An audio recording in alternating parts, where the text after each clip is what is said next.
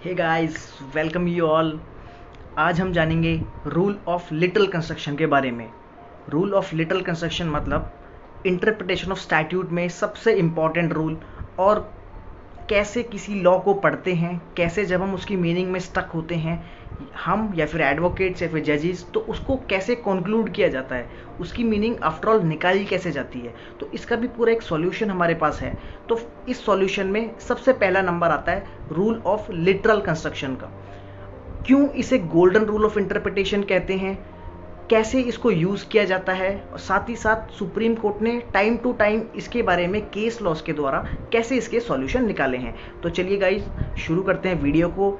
और अगर आपने चैनल सब्सक्राइब नहीं किया है तो सब्सक्राइब कीजिए, वीडियो को लाइक कीजिए, अगर पसंद आए तो शेयर भी कीजिए। चलिए let's get started. First of all इसकी हम मीनिंग जानेंगे, रूल ऑफ लिटरल कंस्ट्रक्शन। इसका मतलब है कि एज इट इज़, जैसे वर्ड लिखा हुआ है उसे एज इट इज़ ही पढ़ा जाए, उसकी मीनिंग ग्रामेटिकली ही देखी जाए। पढ़ लेते हैं थोड़ा सा। Rule of little construction is the primary and foremost rule of interpretation. This rule emphasizes on deriving ordinary meaning of law in its natural sense. मतलब हम ये मान के चलेंगे कि जिन्होंने लॉ बनाया है उनके पास भी दिमाग है, उन्होंने भी सोच समझ के कुछ ना कुछ बनाया है, और जो लिखा है उसकी हम वही मीनिंग देखें जो एज इट इज़ होती है। हम अपना दिमाग ना चलाएं ज़्यादा। फर्स्ट ऑफ ऑल हमें यही ध्यान में रखना है कि जिन्होंने लॉ बनाया है उन्होंने भी कुछ सोच समझ के बनाया होगा, तो हमें ज़्यादा अपना दिमाग नहीं चलाना है। ये रूल सिंपली लेमैन लैंग्वेज में यही कहता है। फिर भी हम इसकी लीगल भाषा पढ़ लेते हैं। This rule emphasizes on deriving ordinary meaning of law in its natural sense with cognate expressions and beliefs in maintenance of transparency of law. ठीक है। It can also be stated that the objective of this principle is to discover the true intention of letters of law in their natural and ordinary sense. जैसे letters of law लिखे हैं as it is आप उसे पढ़िए, और जो उसकी meaning as it is होती है ग्रामेटिकली उसको आप अप्लाई कीजिए। तो इसका सबसे सिंपल लॉ है और सबसे सिंपल लैंग्वेज में मैंने आपको समझा दिया, तो इसमें ज़्यादा कुछ इशू नहीं है। अब हम आगे चलते हैं। क्यों इसे गोल्डन रूल ऑफ इंटरप्रिटेशन कहते हैं? देखिए, गोल्डन रूल कहने के पीछे इसका मेन मकसद यही है कि सबसे पहले इसी रूल को लगाना है, और सबसे ज़्यादा यूज़ होने वाला रूल भी यही है। आप खुद सोचिए थोड़ा सा कि जब भी आपने लॉज पढ़े, बहुत सारे बेयर एक्ट्स पढ़े, तो आपने क्या हर बार अपनी तरफ से इंटरप्रेट किया हर वर्ड को? नहीं, आपने जैसे लिखा था आपने वही उसका जो मीनिंग होता है एक्चुअल में वही समझ लिया। जहाँ पे इज लिखा है, क्योंकि लॉ की लैंग्वेज में कहीं कहीं पे इज, कहीं कहीं पे कॉमा मीनिंग पूरी सेंटेंस की चेंज कर देते हैं, बट हमेशा नहीं करते ना। तो हमेशा हमने क्या किया, ज़्यादातर हमने क्या किया, जैसा वर्ड लिखा था उसको वैसा ही समझा, हमने अपना दिमाग नहीं चलाया ज़्यादा। तो इसे इसीलिए ही गोल्डन रूल ऑफ इंटरप्रिटेशन कहते हैं। So rule of little construction can be concluded as a rule which allows an interpreter to flow down along with the flow of language of law. बहुत इंपॉर्टेंट लाइन है कि flow down, आप बह जाइए किस पे, लैंग्वेज ऑफ लॉ जो लिखी हुई है ना उसके फ्लो में आप बह जाइए। आप अपना दिमाग मत चलाइए, सिर्फ जैसी लैंग्वेज है उसके फ्लो में आप बह जाइए। दैट्स इट, यही ये रूल कहता है। ये जो भी मैंने स्लाइड में आपको लिख के दिया है बहुत इंपॉर्टेंट है, और अगर आप इसको मेंशन करेंगे अपने आंसर में तो आपका आंसर भी गोल्डन बन जाएगा। Next, it is also known as primary rule, क्योंकि सबसे पहले यूज़ करना है। स्ट्रिक्ट रूल, स्ट्रिक्ट मीन्स क्योंकि जैसा वर्ड है उसकी वही मीनिंग हमें अप्लाई करनी है, अपना दिमाग नहीं चलाना, इस सेंस में ये स्ट्रिक्ट भी है। लिटरल, इसका मतलब होता है जैसे लेटर्स लिखे हैं लॉ के as it is. And safest है, क्योंकि हमें कुछ करना ही नहीं है, जो लिखा है सबसे पहले वही समझने की कोशिश करो।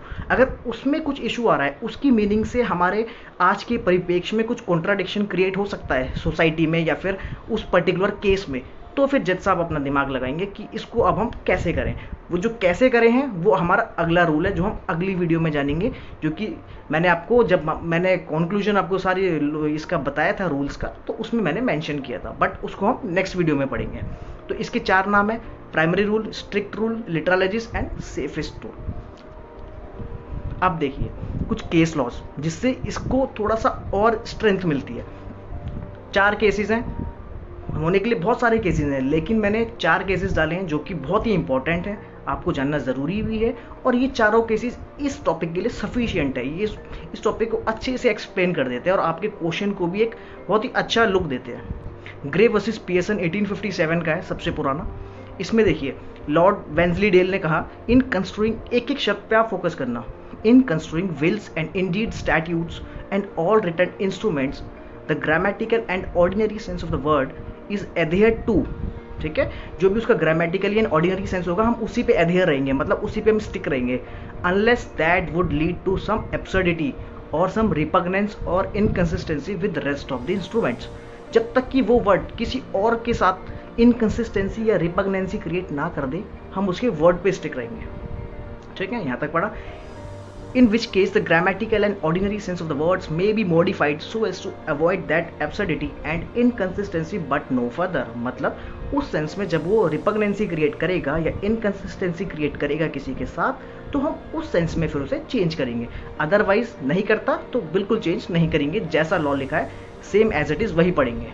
Next case, Motipur zamindari company private limited versus state of Bihar. ये काफ़ी इंटरेस्टिंग केस है, इसमें मैंने आपको डिटेलिंग नहीं दिया क्योंकि ज़रूरत भी नहीं है, लेकिन मैं आपको समझा दूंगा। 1962 का है। इसमें क्वेश्चन इशू में आया कि is sugar cane a vegetable under the Bihar sales tax act. यहाँ पे इशू ये था कि हम सेल्स टैक्स बिहार में जो लगा था कि वो शुगर केन पे लगाए कि ना लगाए। क्योंकि सारी वेजिटेबल्स पे लगाया, तो अब इशू ये आया कि क्या शुगर केन को हम वेजिटेबल माने या ना माने। तो अब देखिए सुप्रीम कोर्ट ने क्या कहा। The supreme court held that if we look at the dictionary or botanical meaning of the vegetables then it includes sugar cane। अगर हम इसकी बोटानिकल मीनिंग देखें ना वेजिटेबल्स की, तो इसमें शुगर केन इंक्लूड होगा क्योंकि ये एक रूट वाली फसल है, तो ये हो जाएगा इंक्लूड अगर बोटानिकल मीनिंग देखें तो। लेकिन but it is not something grown by people in mayor garden. और ये सिर्फ, लेकिन हम देखें तो ये गार्डन में ग्रो नहीं हो सकता। वेजिटेबल्स क्या है, गार्डन में भी ग्रो सकते हैं, पर शुगर केन को एक अलग से एटमॉस्फेयर चाहिए, बड़ा फील्ड चाहिए, बहुत सारी मतलब मेंटेनेंस चाहिए, and therefore is not a vegetable. इसलिए इसको सेल्स टैक्स से बाहर रखा और इसे वेजिटेबल यहाँ पे नहीं माना गया। तो देखिए यहाँ पे कैसी मीनिंग निकाली गई, हर क्राइटेरिया को ध्यान में रखते हुए कि किसी के साथ कुछ इनजस्टिस भी ना हो जाए। तो कोर्ट ने फिर इसकी लिटरल मीनिंग को नहीं देखा, इसकी रीजनेबल मीनिंग निकाली, जो कि हम अगले वीडियो में देखेंगे, वो अगला रूल है, ठीक है। Third is insurance company limited versus Shinder Kaur 1998 Punjab and Haryana का केस है। इसमें सिंपल ये बोला गया है कि it was observe that where language is clear and plain, language clear है, प्लेन है, then plain meaning of words has to be followed. जहाँ पे कोई भी एम्बिग्यूटी नहीं है वहाँ पे आप कृपया करके जो लेटर लिखे हैं उन्हें वैसा ही माने, आप अपना दिमाग ना चलाएं, ठीक है। एंड द मोस्ट इंपॉर्टेंट, इसमें 2 स्टार भी लगे, Naresh Kumar Madan versus state of MP AIR 2008, latest ही मानेंगे, सुप्रीम कोर्ट का केस है। इसमें देखिए Supreme Court is observe that different statutes में use the same words for different purposes. बहुत अच्छी लाइन, एक वर्ड बहुत सारे स्टैट्यूट में यूज हो सकता है और होता भी है, बट उसका हर जगह डिफरेंट पर्पस होगा। कैसे होगा मैं आपको अभी एग्जाम्पल भी दूंगा। A term या word may be interpreted in the statute itself for fulfilling the purpose and object mentioned therein, whereas in another statute it may be defined differently। बिल्कुल सही बात है, एक वर्ड लिखा है एक स्टैट्यूट में दूसरा मीनिंग, दूसरे में दूसरा meaning. As such interpretation of a term in one statute however cannot be done with reference to its definition contained in another।